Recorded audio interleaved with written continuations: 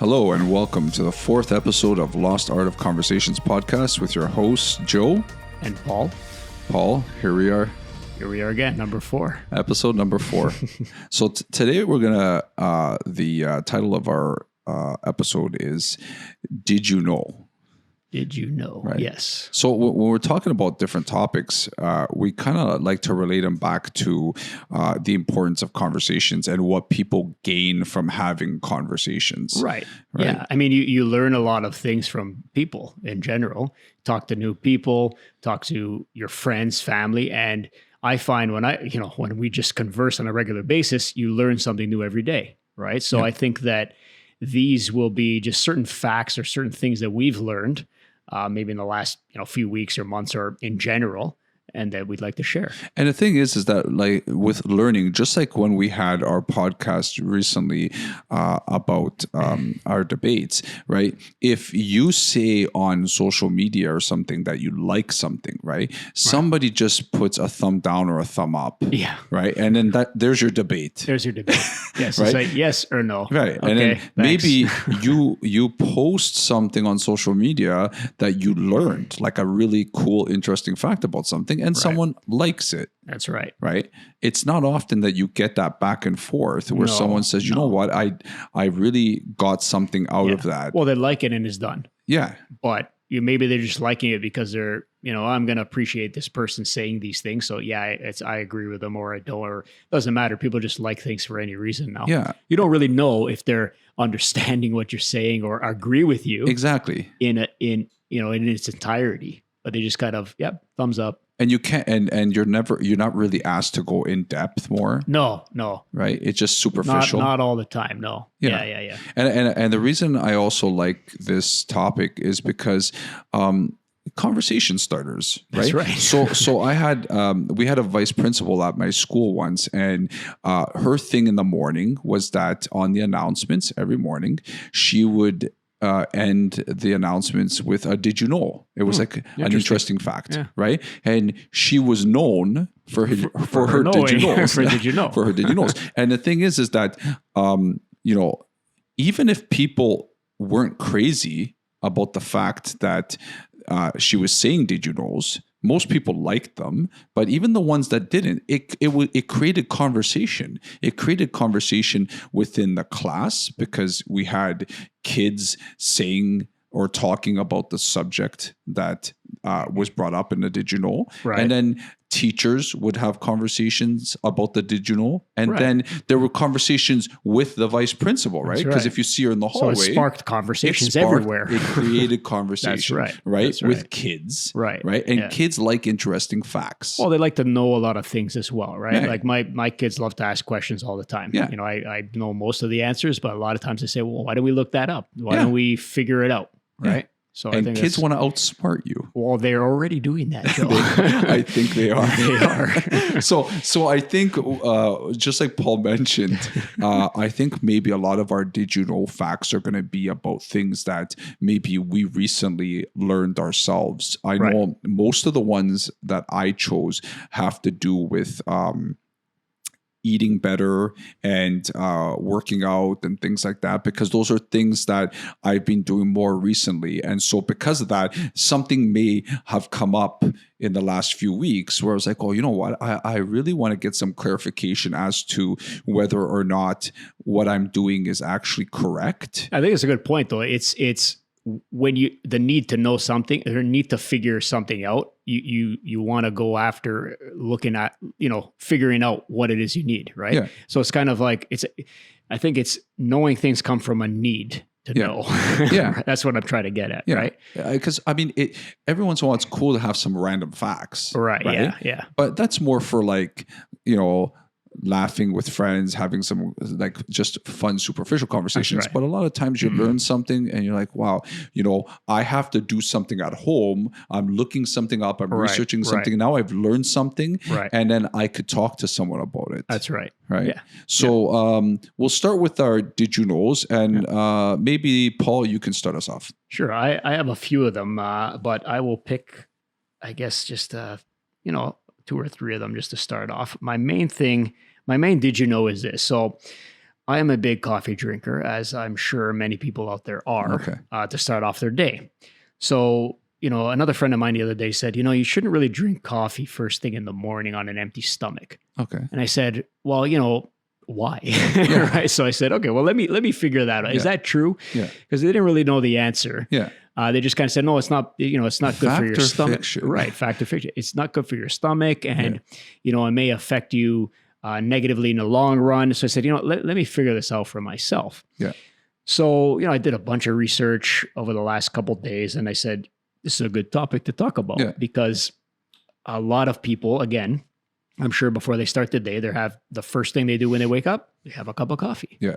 So is it good for you or not? So when I was reading these articles, obviously articles, a lot of them are opinions, right? They might have a vested interest. That's right. They might have a vested interest, or a lot of them were from medical professionals, which is a good thing. It's a reliable source. The conclusion kind of was that there's no real definitive evidence that it has a negative effect on you if you have the coffee first thing in the morning. If it doesn't hurt you personally, like if you're not finding anything wrong, or you have an upset stomach or something like that, then it should be okay to have it on an empty stomach. So just keep doing that. I mean, it is acidic. So, when you're drinking it, it may give you like an acid reflux or something like that. If it continues, then you should stop, maybe, in my opinion. I find that for myself, it doesn't really do anything other than make me go to the bathroom right away, which because it is a natural, it's a natural diuretic. Yeah. But is it a natural diuretic? Well, here's the thing. I kind of like that it does that because so what I did was I tried the theory. Yeah. I said, let me not have it first thing in the morning. Okay. So I think it was the past Saturday, I said, I'm not going to have it. Okay. So what did I do? I drank water in the morning. Yeah, I felt good. Woke me up kind of because it was cold water and it was refreshing. So I had the water, and then I said, I'm not going to the bathroom. Right? It's frustrating. It's frustrating. I wasn't used to it. Yeah. So I said, you know what? Like, what am I going to do? Yeah. I said, I'm going to stick it out, and I'm not going to have a coffee for a little bit. Yeah. So, a couple hours later, I had my first coffee. Yeah. I didn't go to the bathroom. Oh. Right? So something changed. Your bodily functions. Bodily function changed. That whole day, I didn't go to the bathroom. Wow, Paul. Yeah, from one day. So I said, so it's the coffee, right? So I tested the theory even further. The next day, I drank a tiny sip of coffee when I woke up, right to the bathroom. Wow.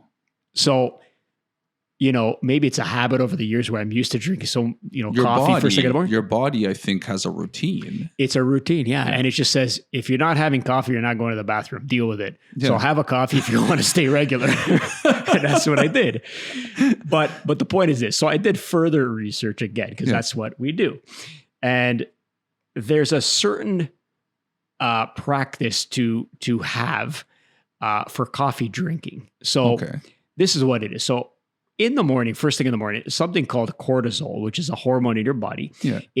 That cortisol is released when you wake up, and it's the hormone that slowly causes you to wake up. Okay. But first upon waking, you're going to have a certain cortisol level. As you're slowly waking up, let's say about, I don't know, half an hour into your wakeness, if that's a word, the cortisol level starts to go up and up and up. It will spike at a certain time. That's a couple hours after, apparently, you wake up. Okay. After that point, once it spikes, it will slowly start to decrease. As it starts to decrease, that's when you should have your caffeine fix. Because what happens to the curve is that your caffeine will spike your cortisol level again, or it'll slowly start to increase. So if you want coffee for a couple reasons, to maintain your alertness, or stay awake and get the energy, and you want to maintain that throughout the day, it says, many articles say this, you should drink it between 2 and 3 hours after you wake up, because that's the point where your cortisol level is at its maximum. Okay. If you want to maintain that level, after that time, you take the coffee. I think I agree a little bit with that. So let's say an average person wakes up around 6:30, around 9:30, you drink your shot of coffee or your cup of coffee. That will maintain your energy through a certain period of the day. The next time you should have it when your cortisol levels spike again, they say is around 1:30 to 2 o'clock. Now, it may be off a little bit with these hours, bear with me. So basically after lunch, you eat lunch, you have a coffee. This is incredible. Yeah. And I wanted to know this because I said, I found that I was drinking coffee whatever time I wanted. Yeah. And I was literally crashing. Yeah. After like 3 o'clock. I didn't know what was going on. I was like, I'm exhausted. And I said, well, maybe it's from waking up at 4:30, which it may be a factor. Yeah. But I said, how can I maintain this level of energy? Now, obviously, caffeine is not the only way to do it. Obviously. But in my case, I wanted to try that. So I did this research.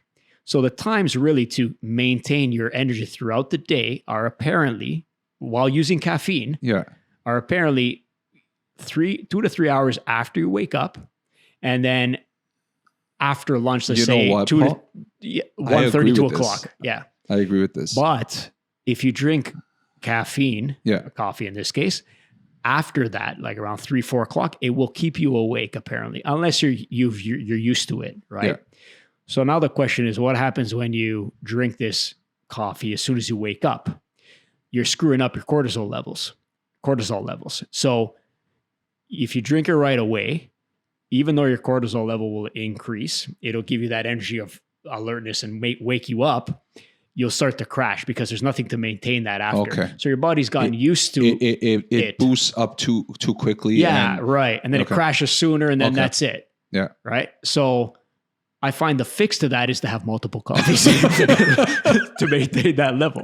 You're keeping a lot of coffee companies in business right now. So I have a coffee when I wake up, and then a coffee 2 or 3 hours after I wake up to maintain that level. So I think okay. So I agree with a lot of what you just said. So I don't drink a coffee right away in the morning anymore. What's happened is I wake up at 4:45, 5 in the morning.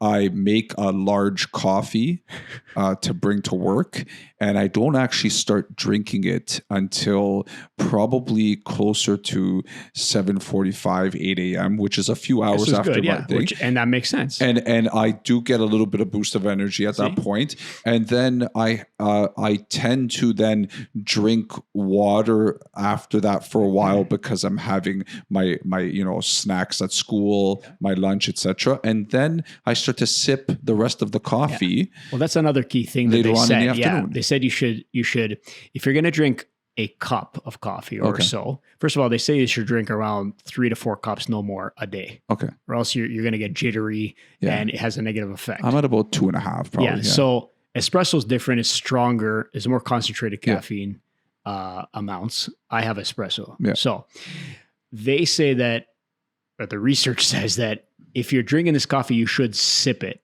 Like, don't just chug it. Yeah. Right. And that'll keep your levels up for a longer period of time. But eventually will wear off. And the caffeine will stay in your body, in your bloodstream for up to, now it says different times than this, but some say 6 hours after, some said 12 hours after you've consumed it. So if you're drinking that morning coffee, it's lasting in your body the whole day, believe it or not.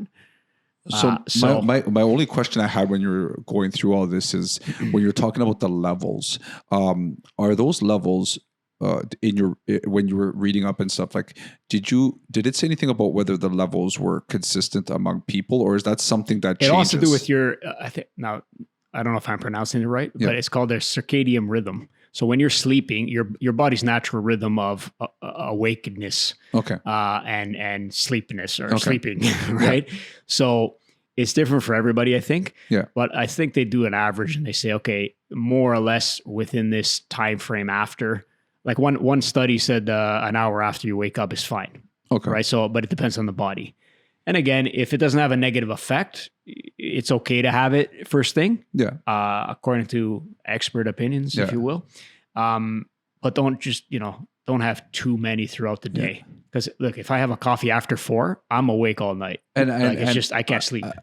The word negative though is interesting because, it makes you go to the bathroom. For some people, that would be negative. That's right. But for you, that's a positive. It's a matter of perspective. It's a perspective to negative right. and positive is perspective. That's right. For sure in That's right. in this topic. So there you go. All right. There's your fact. All right. So my first, interestingly enough, my first topic is also about drinking a liquid.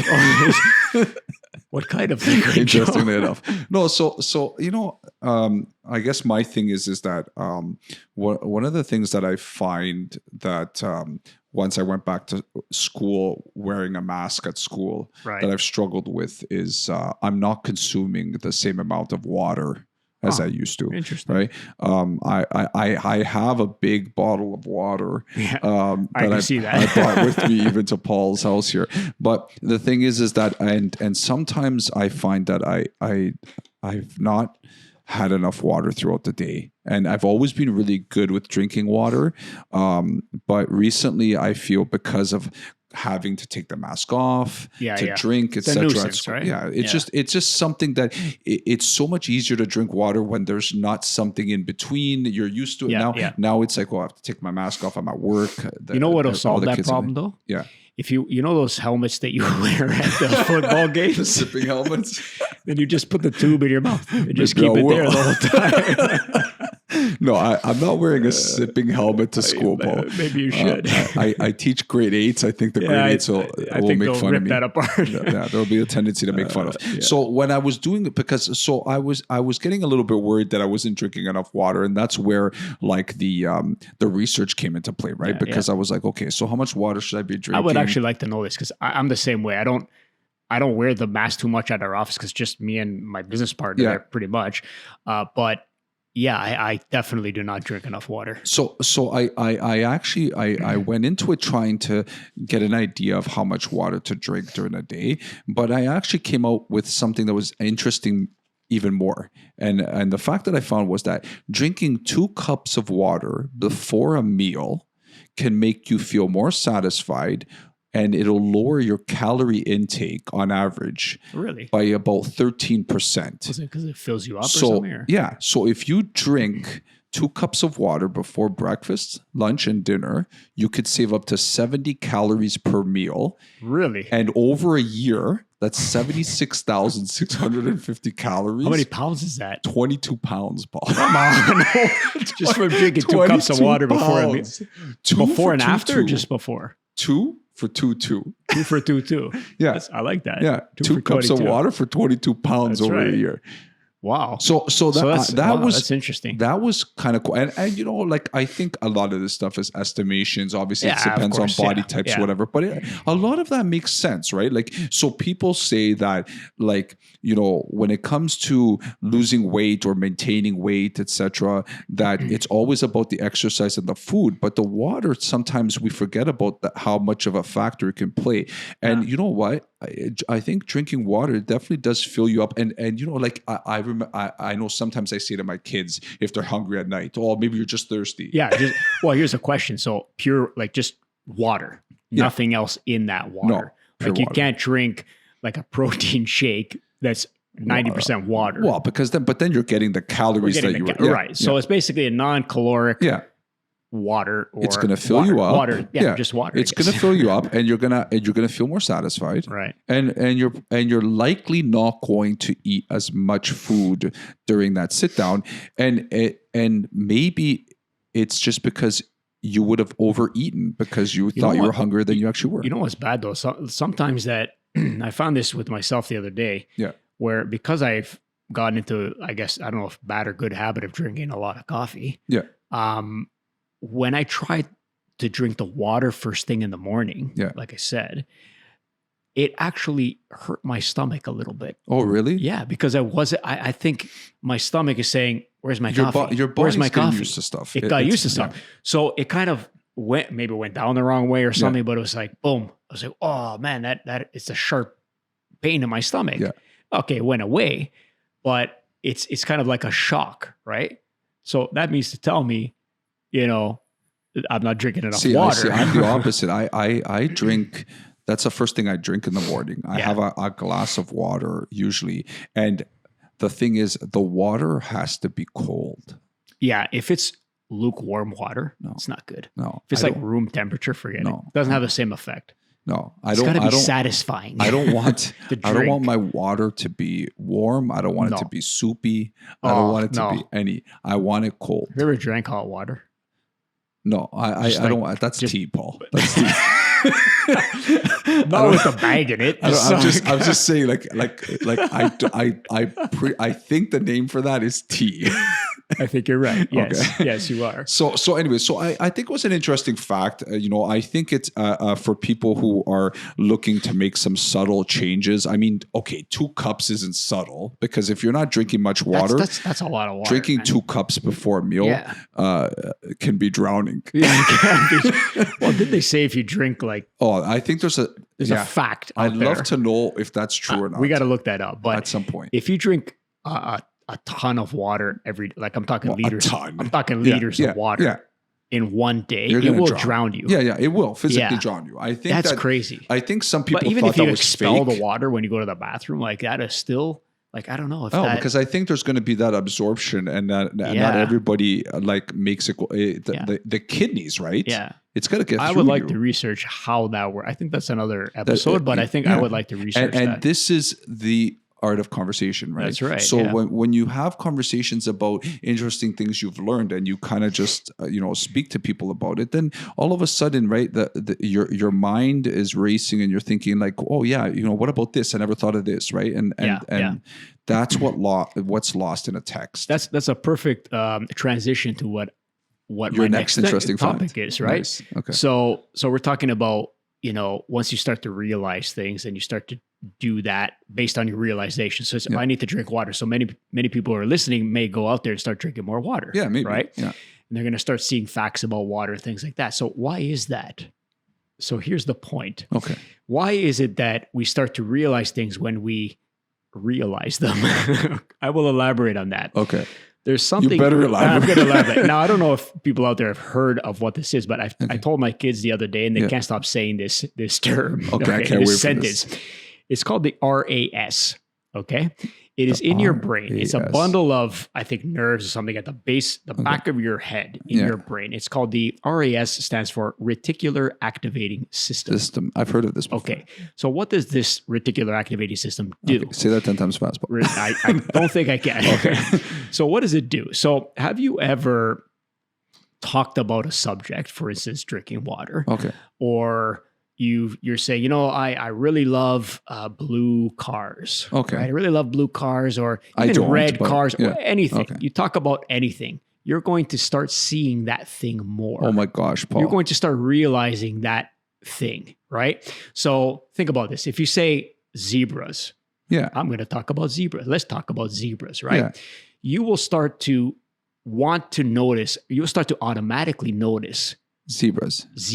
But is that because your phone's listening to you and puts a picture of a zebra on the phone? Possibly. But it's a fact. Yeah. So the reticular activating system, it acts as a filter in your brain. Of what you notice.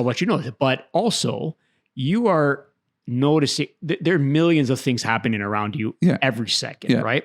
If you actually realized all these things at once, your brain would blow up. It would be overwhelmed. Okay. So you pick and choose. So this RAS filters out what's important to you. Okay. And what you don't need, or things that are common to what you know. So for instance, I know your name. If I'm just talking to somebody else and I hear the name Joe, I will notice it because it's in my system. Excellent. Right? But this thing is amazing because think about it, right? That's why goals, when people start to say, well, how can I manifest or materialize a goal? I don't like those terms because I feel like you want to go plan it out, do it, right? Yeah. But why does that? Listen to our first podcast. That's right. Listen to our first podcast. But why does that happen? Is because when you start to say or commit to doing something or anything or realizing something, you're going to start gathering the resources automatically.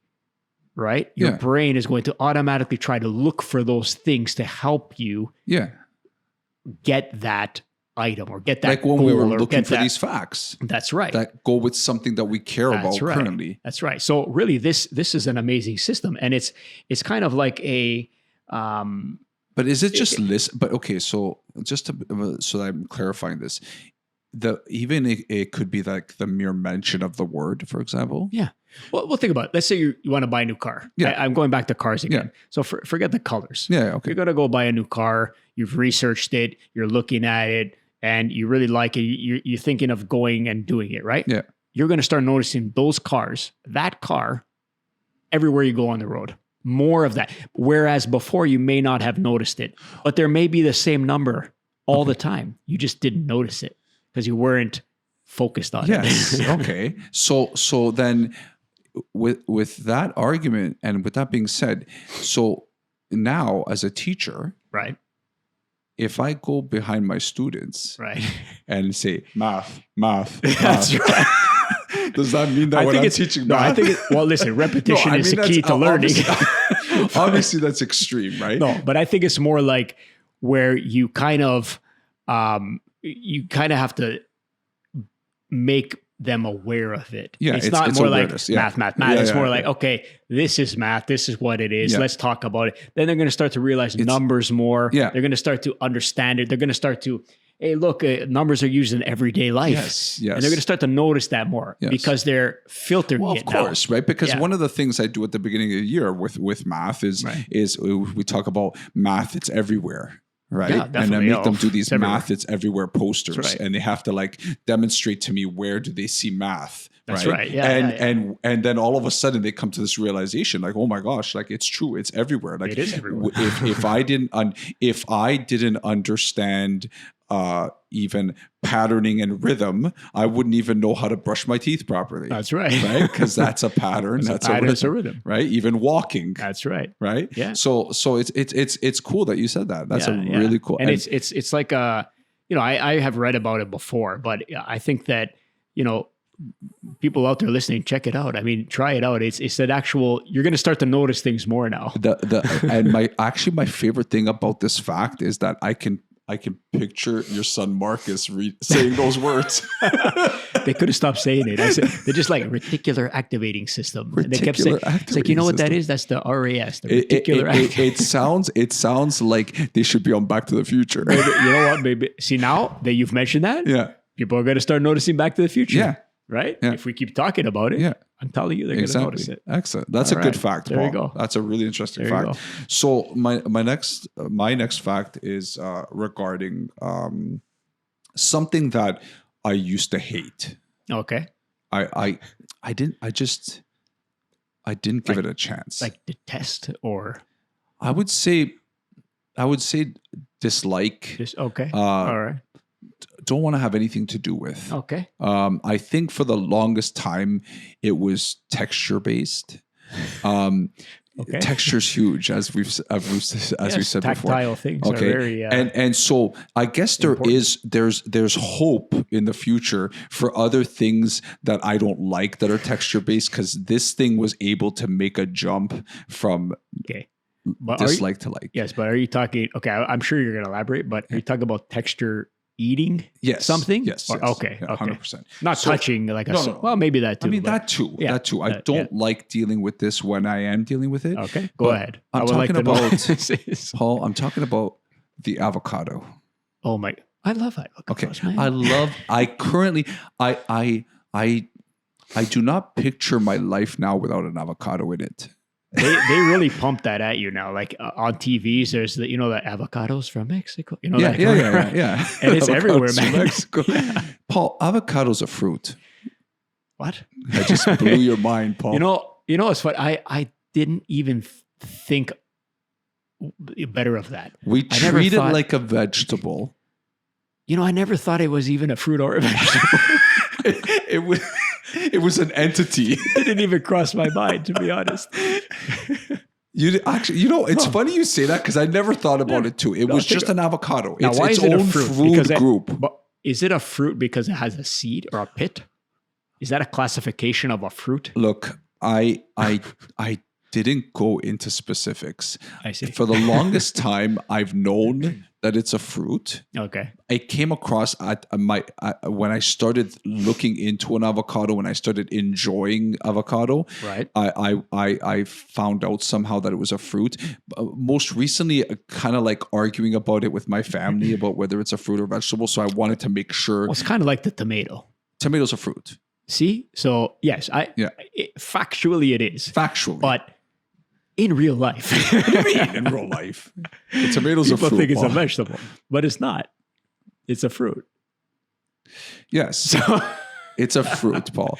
It's Italians will argue and will freak on you. They're going to say that. Oh, yeah, I know that. If you because tell it's a Italian, vegetable because we make it in the pasta. Yeah. Right? No, but the thing is that like, because then Italian, everyone's going to go around saying, oh, so you're making that fruit sauce. So you're putting fruit on your pizza? Yeah. That's true. The fruit sauce. Fruit sauce. As jam. Yeah, it's jam. Tomato jam. We should call you like your pasta with jam? Yeah. That's what exactly. you're eating. So avocados are fruit. So I never liked avocado. And when I used to go for sushi, I used to not order sushi that had avocado, which is challenging. I remember that. You remember that? Yeah. See? They hide it in there though. Yeah. Well, I think you may have eaten it but before. But you remember going out with me for sushi, and I used to always just not eat the one with the avocado. So we would just eat rice, really. Yeah. Rice and raw fish. Rice and raw fish. But now I eat avocado, and I eat it almost daily.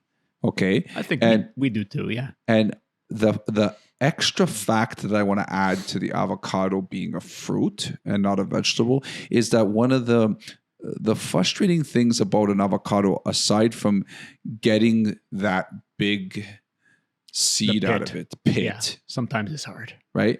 To get out. Because it leaves a residue, Paul. You know what it does? Okay. It's like a hue of brown or something. Yeah, and that's why like if you get like any sort of like guacamole, there'll be warnings that there might be pits in the guacamole. Right. Yeah, because when they're taking the pit out, sometimes they don't want to waste over time the pit disintegrates into the avocado. I think it depends on how ripe it is. And that's where I'm going with this. Right. Yeah. The ripeness. Yeah. So it's frustrating to me. Because I do my online grocery shopping, like we talked about in the previous episode, I don't choose my avocados. See, so you get it chosen for you. So the avocados have been pre-chosen. That's right. And so sometimes there's a good variety or blend of avocados within the bag that I have that will last over the days that I want to have. They always pick them, I think, not totally ripe. Yes, but sometimes though what happens is that if I order online, just because it's easier, instead of choosing how many avocados, I just go with the bag. That's true, right? Yeah. And so I go with the bag, sometimes, and then in the bag, it's a mixed bag of treats, right? You don't know what you're getting. You don't know. Some are already mushy. Yeah. So my thing is that there's been times where I get a bag of avocados, and I want to have avocado and toast in the morning. It's one of my go-to breakfast things. I really do enjoy it. Yeah. Okay. It's quick to make and it's filling because an avocado, a medium avocado is normally about, I think 250 to 300 calories. Oh yeah. I've heard so that. So it's filling. Right. Yeah. And so if it's frustrating because I want to have my avocado, Paul, but it's hard as a rock. I was just going to say, so how do you spread that on toast when it's like, you got to call it in cubes or something? I don't know. Can't melt it. You have to brown paper bag it with a banana. You know, I've heard that because I think the banana sucks up the air juices. I don't know what it does. What it is. But apparently it works. And you know what? Well, for how long though? A couple of days, they say. Okay. Right. But I'm not even sure that you need the brown paper bag. I think or that the bag has to be brown. It could be the porousness of the bag. Because in my house we have like a kind of like a little bowl type thing, and a lot of times we put the bananas and avocados in that bowl together. I was gonna say, I don't think you can just put them beside each other. No, they blend. They become a bowl of bananas and avocado. I think you have to put it in a contained unit of some sort. No, so they're in that bowl. And the bananas have to be touching the avocados. And I believe that They shake it hands. also works. They shake hands. No, but I think it also works. I don't think the brown paper bag may not be a necessity in this equation. I'm gonna have to try that. Okay, because I find that it works. But like this is bad. Now we're going off topic a little bit. But does the avocado affect the banana? Because so did the banana get brown really fast? Because it's working on the avocado. Now, why doesn't it go the other way? It might. Or they both go together, though. I don't know. The banana doesn't get less ripe because I'm going to be as it takes energy from the avocado. I'm going to be honest with you. I feel that the mixture of the bananas with the avocados has helped my avocado situation and caused an extra issue because the bananas are ripening too quickly. Yeah. See, the whole point of this is that you want that nice softness of avocado. Yes. Right. So, here's the thing. So one time, or maybe many times, because we don't want to wait for the avocado to ripen. Yeah. I'm going to try the banana thing though. Yeah. You make your guacamole or something, and it's like little pebbles. It's done. It doesn't work. You can't do anything about it. It has to be a certain. If it's too ripe, it's brown. It's no good. If it's too, I'm really frustrated right now. If it's not ripe, you get granular. What are they called? I'm frustrated because there's been a time where I've cut that avocado in anticipation because I've been wanting to have that avocado, and I cut the avocado and it's hard, and now it's done. You can't do anything about it. It becomes rubber. It does. It's rubber. Paul. It's a tennis ball, Paul. Yeah, it doesn't ripen after. Paul, we can play tennis with those avocados. Once you cut it, it's done. Yeah. It's like, no, I'm not going to ripen anymore. You can't. I don't even know what to do with it. I tried putting it in the fridge. It became even more rubber. No, it doesn't work. This is the enigma of the. You know what you have to do after? You got to throw it out. That's it. Yeah. Then the texture's really bad. You don't want to touch it after. Done. Yeah. So avocados, in doing my research, because I love avocados and it's one of my go-to breakfasts, I learned a lot about it. I learned about the fact that it's a fruit. I learned about the ripening, etc. And I think it's helped because it hasn't helped the banana situation, but it's helped the avocados. Okay. So that's my fact, my interesting fact. All right. Okay. So I have another one here. So I've been reading a lot about, we talked about in a previous podcast, and we talk about it a lot, staying healthy, working out, right? Yeah. So I've been reading up on the fact that for people who don't have that much time, or whether they don't want to wake up in the morning to do that hour and a half, or even half an hour workout, there's something called micro workouts. Okay. So what is micro workouts? Micro workouts. So micro workouts are not, tiny workouts. I was going to say micro. They're very small. You lift very heavy, very light weights. I'm picking up my mouse. That's right. It's a micro workout. I just micro When you're brushing your teeth, that's a micro workout. No. So micro workouts are workouts that you do a workout, but at various times throughout the day. Okay. So you're not, now there's different types of micro workouts. This goes with one of the things I'm going to talk about. Okay, fine. So this is kind of, there's different types of micro workouts. So one of them is that I've read up on is, instead of doing that hour session of whatever type of workout you're going to do, whether you do, weights or body weights, calisthenics or whatever, you do like, as you're waking up in the morning, as soon as you get out of bed, you do a set of as many push-ups as you can do. And that's it. And you go about doing, having breakfast and whatnot. And then before you go out the door, you do another set of as many push-ups as you can do. Yeah. Those are micro workouts throughout the day. This is like my steps we're going to talk about. Right. Later. So if you're at work and you're at your desk and you're sitting there for an hour, you get up, you do air squats. Yeah. As many as you can do. And then you sit down again. Yeah. That's your micro workout. Right. So it's for people, or even myself. I've actually tried it the last week where I didn't want to do that long workout. So what do? Wake up, do your push-ups. Or any time that you have that's free, you do your workout. Yeah. And, a lot of times you can leave things to remind you to do it. So let's say you leave like a barbell somewhere.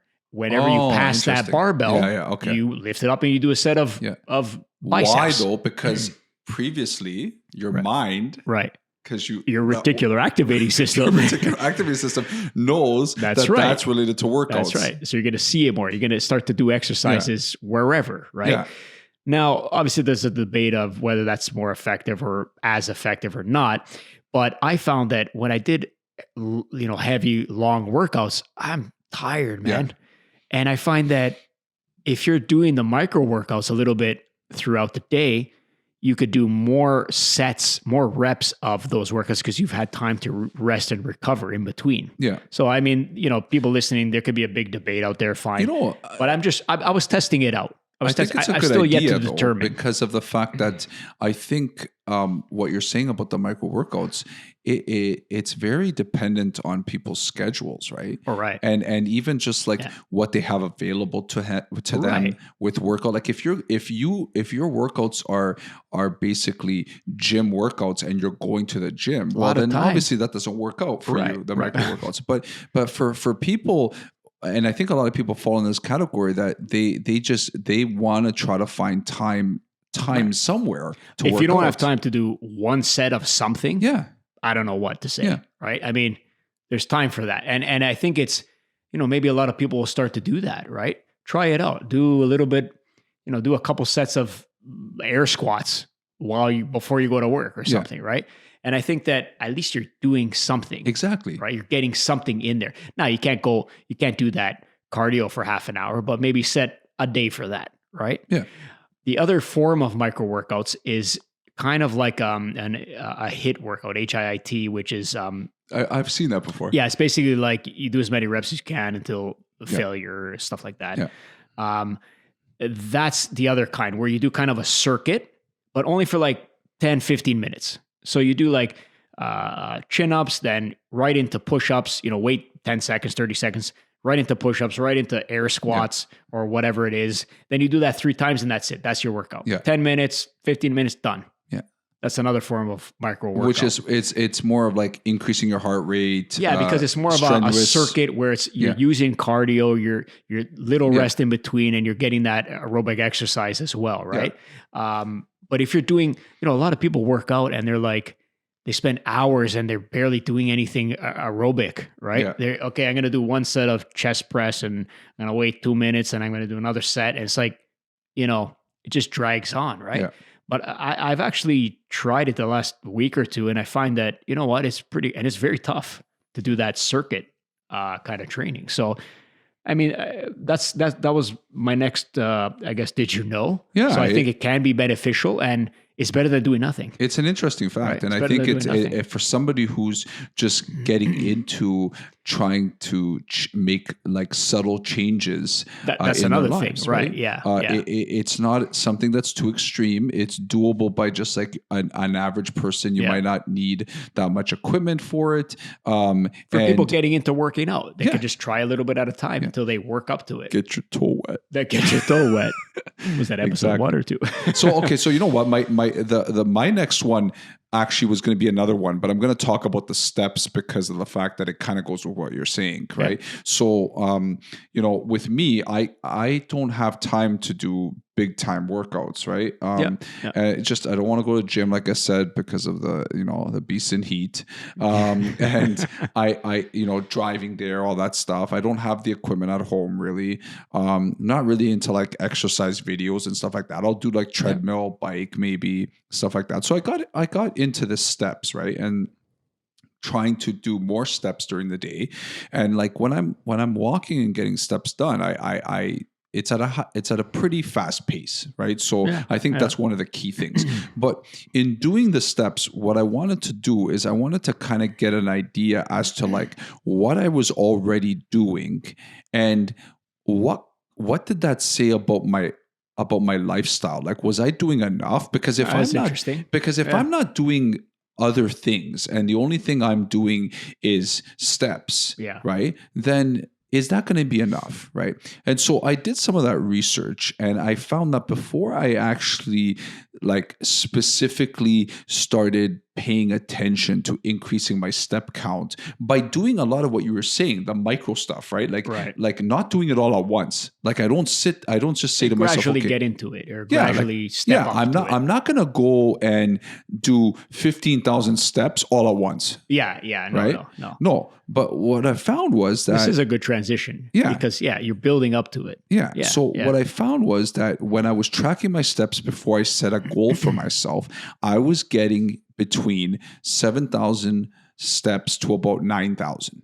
Right. So I'm like, okay, is that good? Is it not good? Etc. If I'm not doing anything else and all I'm doing is that kind of walking, what is that? So I went to go do some research and I kind of got ranges. Right. So the ranges that I found was that if you're doing less than 5,000 steps a day, that it's sedentary. Right. So like you're not doing. Can I show you my steps? No, but Paul, but there's the difference. I wasn't wearing my watch all day. but there's a difference here though, right? You're doing other exercise. Yeah, true. Yeah. Right. Yeah. If you're not doing anything else, that makes sense. And you're just it's sedentary, right? Right. 5,000 to 7,499 is low active. Right. 7,500 to 10,000 is somewhat active. More than 10,000 is active, right? I think that's why a lot of people are looking at that 10,000 to be that number, right? And then highly active is 12,500 steps, right? So that's why I tried to set my goal for 15,000 because I know that other parts of my day. Do that like every day. Now I'm doing that pretty much every day. That's crazy. I'm not stressing out about it though, because I know there's going to be days where I'm not going to be highly active. But then, I mean, you're going to have some off days or whatever, right? Like that day that I showed you 30,000. Like, what did you run? Great. A marathon? But the thing is, well, here's a question. Did you, maybe we could look this up, but what is that equivalent to in kilometers or miles? It was a lot. Right. I think like, what is that? I think it was over 15 kilometers. Oh, wow. Yeah. So but 50K. But the thing is though, so the reason why I mentioned this now is though it goes good with that micro. Right. What's the specific wording of it? Micro workouts. Micro workouts. Yeah. Because what I found is to get those steps in, if I were to just go on long walks, I'm not going to get those steps in. Yeah, no, it's different for some reason. So, and the reason why is because you have to dedicate a specific time, and that's what. So instead, I actively try to find ways to increase my steps without having to just do it on one long walk. Right. So I take a short walk with my dog in the morning. And then when I come home and I'm making my breakfast, I'm making my lunch, if I find that there's a little bit of time before I have to get ready for work, like let's say 10 minutes, then I'll do some like reading of like, what happened in the basketball games the day before. And I'll do it on my phone and I'll walk around. Right. And I'll just be reading the articles on my phone about the basketball instead of sitting down. Right. So you're doing something in replace of or in place of doing something sedentary, right? Yes. Yeah. Right. Exactly. Right. And then when I get to work, if I'm doing some research for the math lesson I'm going to teach, right? Because I do that in the morning sometimes. Like I look over my math lesson and I'm like, okay, this is the specific points I want to do. Instead of sitting down on my computer and looking at the slideshow that I'm going to do in math, I bring it up on my phone and I walk around and I look at the slideshow and I'm walking around the classroom around the outside of the classroom. That's exactly a micro workout. Right. And this is what I'm trying to do. Yeah. And then what happens is that then I feel encouraged because then what happens is I'm like, oh, wow. Before I pick up the students at 8:30 or they come to me at around 8:15 to 8:30, I've most mornings I'm already at 6,000 steps. Yeah. See, there you go. Yeah. And it makes me feel better. Yeah.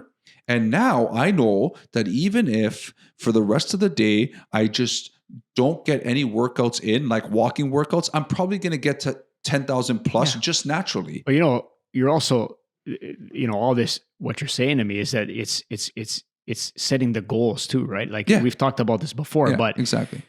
As you do better, you want to do better and more, of course. Right. Yeah. And then you make time for it. So instead of sitting down on the couch watching that show all night. I'm walking around. You're going to walk around Yeah. and doing something, you know, or taking breaks or something. Exactly. Right? Like Yeah, I used to sit, and I know sometimes like I'd be on my phone, like checking the scores of basketball games or seeing what's going on in a hockey game or something. Yeah. And I used to just sit and do it. And like, so like sometimes my wife will be downstairs like exercising, and you know, when she's done, we'll sit, we'll watch something together, we'll talk, etc. But like I'd wait for her and I'd be doing it, just checking on my phone. Yeah. But now instead I'm walking around and checking it because I'm like, see, now I know your secret to That's those my steps. secret. That's my secret. Thousands of So I'll tell you right now, I have about 5,100 steps.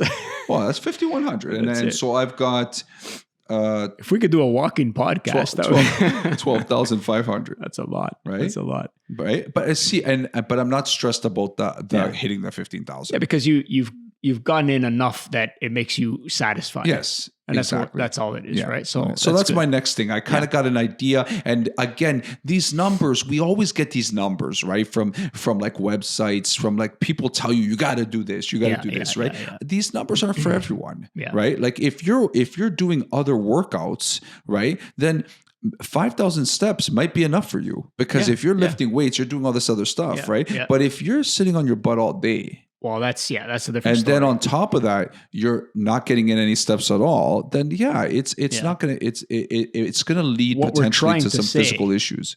What we're trying to say is that you have to do something. Do something. Yeah. Be active. Yeah. Get out there. Do something. Don't just sit around all day. For yourself and for your loved ones. Right. We're not meant to sit around all day. Yeah. Right? Exactly. So we'll go on to your next point. Yeah, I think it may be my last one. Maybe. Yeah, I have one last one after this. Yeah. So it has to do with how long it takes to adopt a new habit.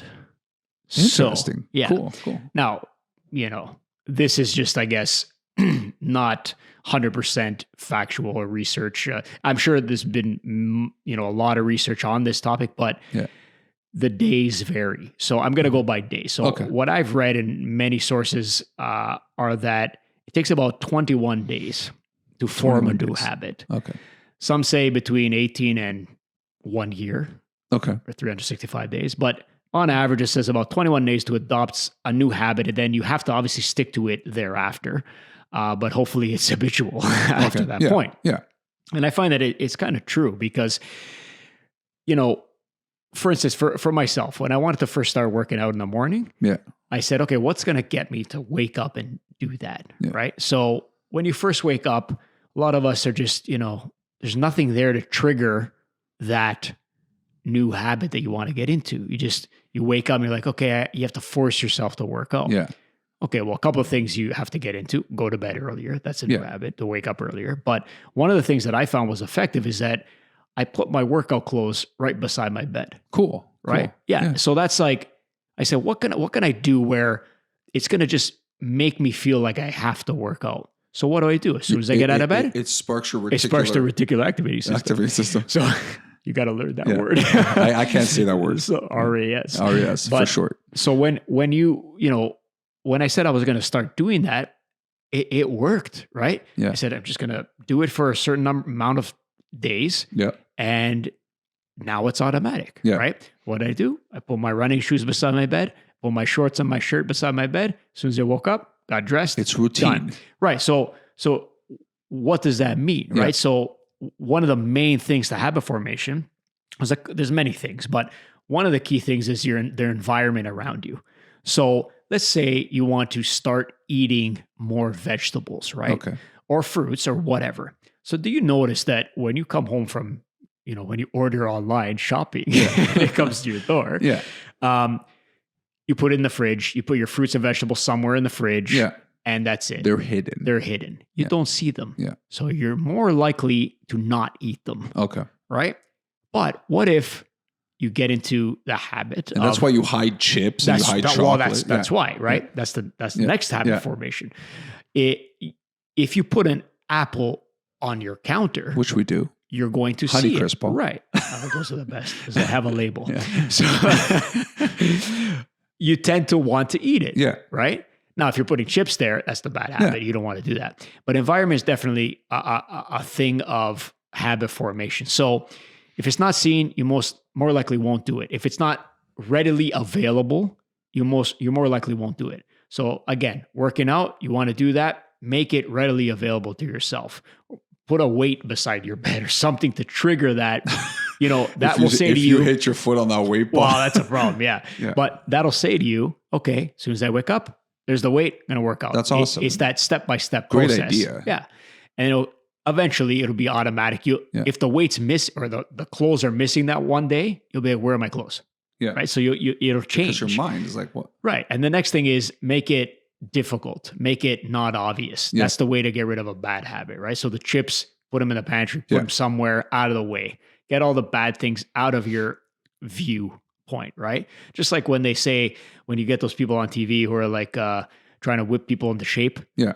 They go in their cupboards and they take everything out and they throw it out, right? Because it's not available. It's not readily available. Yeah. So listen, this is just a general thing, but I find that if you stick with it for that 18, let's say 21 days or whatever it is, I think it has to be a good period of time. Let's say a month. And if you can make yourself do that every day, you'll stick to that habit. The biggest thing is routine. Routine, right? That's what it is. Your mind is just a phenomenal thing, right? Yeah. And I say this to my students too, because sometimes when they come into school now, they have to have like this health thing done every day, right? And sometimes some of them forget. And I said, or even they have these computers that go home every day, and they have to get charged, because otherwise they have to get charged at the front of the classroom, and it wastes a lot of time, right? Yeah. So I said, you got to make it part of your routine. That every day or every night, you put your computer in a specific spot. It gets charged. That's exactly what it is. And then the same thing goes with the health check, right? So like now, like I have to do a health check every day as well before I go into work. And my routine is that when I go down the stairs to go get my dog to bring him for a walk, it's a trigger. It's like when I do this, you do this. I go to the computer. I do my health check on the computer at like 5 a.m. Yeah. And while I'm doing that, the dog's stretching because he knows he's going to go for a walk, right? It's a routine, right? The dog knows too. The first time I did it, the dog was upset. He's like, why isn't this guy coming to pick me up to go take me for my walk? Yeah. But now he knows. Yeah, but now if you don't do it one day, the dog will be like, why aren't we doing it? Yeah. Right? It's true. Because when you stop, when something's missing after, it's the opposite effect. Yeah. At first, you're like, I don't want to do it. Yeah. But then after, you're like, why am I not doing it? It's confusing. It's confusing. Yeah. Just like it becomes automatic where you don't have to think about it. That's what a habit is. You don't think, you just do it, like driving, right? Automatic is huge. That's right. Right? It is. Yeah, because it's automatic. A book, Automatic Millionaire. Right? There you go. Right? And it talks about how like when people have issues with like savings or doing things, you have to make it automatic. Right? Money has to come out of your account right away. Automatically, you don't see it, etc. Instant gratification. Automatic is huge. Yes, right? definitely. Yeah. So again, I was saying like driving, right? Yeah. You don't. Once you learn how to drive, you don't think about how to drive. You just drive. It's automatic. That could be dangerous. It can. Yeah. Well, think about maybe a bad habit is when you start to think about things while you're driving, you forgot where you've driven to. I'm just happy that this conversation is with Paul. It's not with a pilot flying my plane. Yeah, no, that would be something not good. Yeah. But I like that routine thing. I like the fact that it's a matter of putting time into it. There's huge. A book that I've read a few times, but there's so much information in it. Like you got to like research this book. It's called Automatic Habits by James Clear. Yeah. So, shut up. Yeah. But it's a great, it's number one on the tops on Amazon for like, I don't know how many weeks or how many months, maybe even years. But it's all these things. You're like, wow, like that's crazy. Like just doing those things, those little things can change habits. Yeah. And it's true because our minds just want to do things without thinking. Yeah. They do. Right. 100%. So you have to kind of adopt these new habits. All right. So was that your last one? I think that was. So I had two left. One's kind of a smaller one. Okay, I'll do the quick smaller one, which is also food related. So one of the other foods that I consume almost daily, which people like, I get the looks, right? I get that look from across the room. Like, is it a prosciutto sandwich? What? It's not a prosciutto sandwich. It's not a blood pie either. It's radish. Radish. Yeah, like red radish. I don't think I've had radish in forever. So typically people have radish in a salad, right? Like they don't. I think that's the only place that they eat it. Yeah, I don't know. Well, I think. not me. So how do you eat your radishes? So I buy 1 to 2 bags of radish. Is it radii? Radishes. Because there's an SH in there. So, anyways, I have I buy 1 or 2 bags a week. Yeah. And I go through it. It's one of my go-to snacks. Money in a bag. And pre-wash it. What do you mean snack? Like you just I cut grab it up. and eat it? Paul. What do you do? Let me explain it. So what I do is I take the radish and there's like, if you get those bags of radishes, radis, if you get those bags, there's some fairly large radish in there, right? Yeah. So I clean them up really nice. A red radish, right? Yeah, because they tend to be really dirty because they're a root vegetable, right? Yes. And so clean them up real nice. Cut off some of the like irregularities that are occurring on the radish. Yeah. I don't want any irregularities in my system. In your system. Right? And cut them up into small slices, and I probably and in a container. Yeah. And I eat the radish just like that. Just like that. A snack. Right? But aren't they like do they it's bitter, aren't they? It's bitter. Yeah. Okay. So some people can't get over that. I love them with a vinegar in a salad. Yeah. Like so in vinegar, excellent, right? But I my go-to snack when I go to work is that and carrots. Like I'll put those in carrots. But it's healthy, together. Right? That's healthy. That's healthy. It's filling. What do radishes have in them? Like vitamin. This is my fact, Paul. Right. This is my fact. So lots of vitamin C. Okay. Yeah. Okay. Yeah. So if I love oranges, but I can't eat them when I'm out. Okay, but smelly orange hands. Oh, the peeling stuck under your nails forever. Like that's you can't like get little that pieces in your teeth. But here's the thing though. Like how many radishes compare to the same vitamin C content in an orange? So that I had that number, Paul, and I now I'm a little embarrassed because it's a number that I came across that I was going to put in, and it's actually a number I've quoted to people before, and I'll figure what that is. Okay. But you'd be surprised. I read somewhere that consuming a few radish will give you the equivalent of vitamin C as an orange. Wow. A few though, right? Like at least a handful. Yeah, but they're small. Right? They're small, tiny, right? And so anyways, it helps with your heart. Right. Okay. Your blood flow. Right. Okay. It helps keep you hydrated because there's so much water in them. Yeah. You know what? I can see that. Yeah. And it helps fight skin dryness.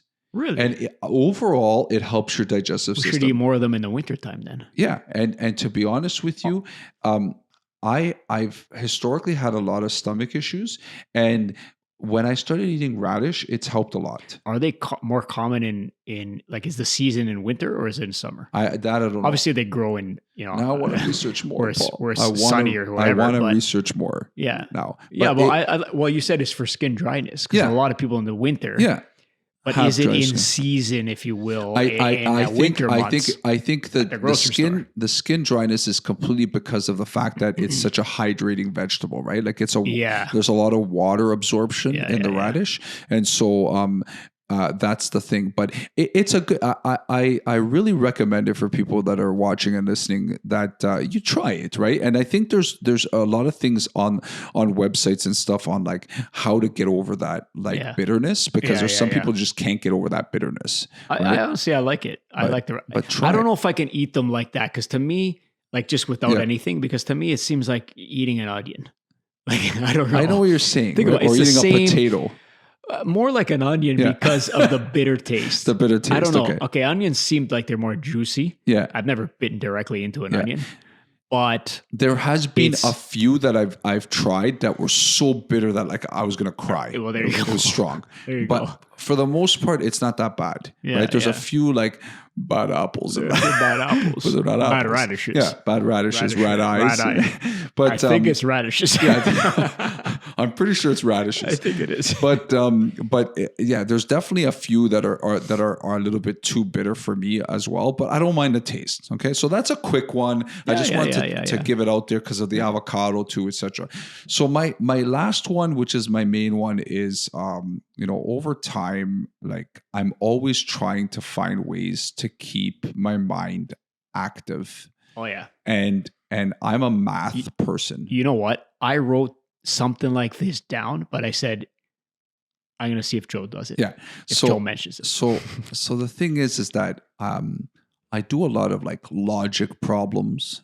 You're nuts with those, man. Yeah. Remember, like we've gone on vacation together. We've gone on vacation together, and Paul's looking at me. I'm sitting on a beach chair, and I'm doing like math crossword. I think you bring like puzzles. 4 or 5 thick books. Of logic solving problems to the Dominican, to Jamaica, anywhere. And it's like you destroy those things. And I'm looking at you like, logically, I can't do this. So the thing is that I'm very passionate about numbers. Yes. Right. But it's not even just that. The thing for me is that I'm scared about dementia and Alzheimer's. Okay. So maybe I should have mentioned my topic then. I wrote it down. I have a fear for it. And I'm going to be honest with you. Like the fear, I think people get this fear as they get older. Right? Yeah. Because they're like, okay, I'm going to lose my mind. Yeah. There's even been times where it's like, I'm in the kitchen and I feel like I forgot something I was going to do. And I'm like, oh my God, am I getting Alzheimer's? Am I getting dementia? And the thing is that I don't want to bring that disease down by saying, oh my God, am I getting it? Whatever. Because it's you think about it, right? You think about it. And the thing is so like my wife's grandfather recently went through it, and he's since passed away, God rest his soul. And you see this man who, when we used to speak to him at like the coffee table or even at the dinner table, he had these phenomenal stories. Right. Yeah. And it was like his essence, right? When you talk to somebody, it's right? your character. That's what it is. Yeah. It's you. It's that like person. Listening to his stories. Yeah. And then that was taken away from him because of the dementia. It's crazy. Right. Yeah. And I just think to myself, like, but what, and now this may be a bigger topic, but what causes it? Well, and that's the thing. Like, we don't like. I think the jury's still out on what are the causes of it, right? But I think a lot of people are trying to figure out, can we prevent it? So here's if we don't know the cause, but are there things that we can do openly and often to maybe prevent it from? Well, that may not be something that's like a use it or lose it kind of thing, because if it's dementia, maybe just something genetic or something. But I don't even know. I don't know if it's that, because like in life, as we get older, our brain cells are going to. Okay, so this is the fact that I was going to mention was.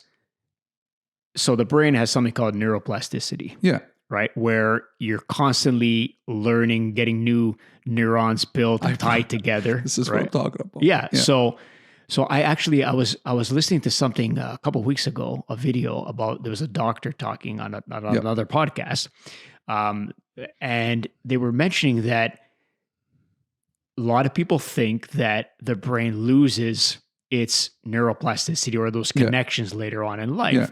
But there's new studies now that show that you could basically create those connections forever, for the rest of your life. Yes. So they continuously are able to be rebuilt and grow. This is what I'm getting at. They don't go away. This is incredible. Okay. So what I'm going to say is that, like, for the longest time, I've been doing this math puzzles, and I've been doing like all these things because I was thinking in my head, am I helping myself? Because I don't want to get dementia. I don't want to get these things, right? I enjoy them anyways, but right. So I wanted to like do some research to see whether or not this actually, if there's any information out there that demonstrates that this is proven, right? That this helps, right? So I read from, and I found this on multiple sources, that specifically learning a second or more language,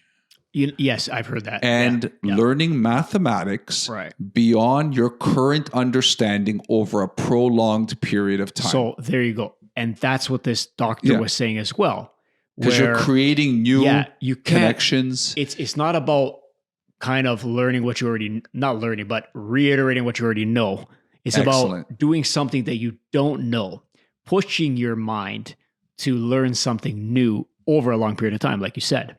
That's what this doctor was saying. Yeah, and that's what they're saying, right? It's actually learning something new. If you're so in one way, I felt good about it because I am doing the mathematics, but I'm doing stuff that I already know. Right. So if you've done these logic problems, they're all the same kind of. Yeah. If it's something new, right? So that's why I've been trying new math problems. Mind. Yeah, I'm trying to do different types of math problems, and I'm also trying to incorporate like language stuff that I've never done before. Yeah. So I always enjoyed the math ones, but now maybe I want to try some crosswords. I want to try to do other things that are more word related, right? And it's so true though. It makes me feel good knowing that, like, from researching it, I found something new here. I'm like, okay, you know what? It's not about just doing a lot of things to keep your mind active. What does active really mean? Well, it's also not just about doing the intellectual things. Yeah. So this doctor was also saying that it's about doing new skills. Yes. So like learning a new sport. Yeah. Or learning something that you wouldn't have done before. Yep. Like, go on a marathon or something different that will cause you to get out of your norm. Yeah. Your normalcy. Right. So now now it's like you got to get out of your routine. So we're preaching routine. Right. So So it's kind of a double-edged sword. Yeah, it's funny. So you get into a routine because it'll help you get started on something and continue doing something. Yeah. But you should do that with something new. Yeah. Right. Yeah. All the time. That's a good thing. That's a good. Wow, that's great. So being a active learner. Active learner. So like we're in this conversation, we've been active listeners with each other. Oh yeah, we learn a lot of things. It's one of the most important aspects of a conversation, right? Because if you don't have that active listening on the other end, then you're just talking to yourself. That's right. Or you don't know what the other person's saying. Like if you're listening to a professor or a teacher, if you're doing something else, you're not actively listening or engaging. It's about the back and forth, right? Ask questions, do things. And with that being said, in order for you to be an active listener, right, you have to lose yourself in the conversation. That's right. And like we do every time, we thank our audience for losing yourself in our conversations. Until next time, I'm Joel. I'm Paul. See ya.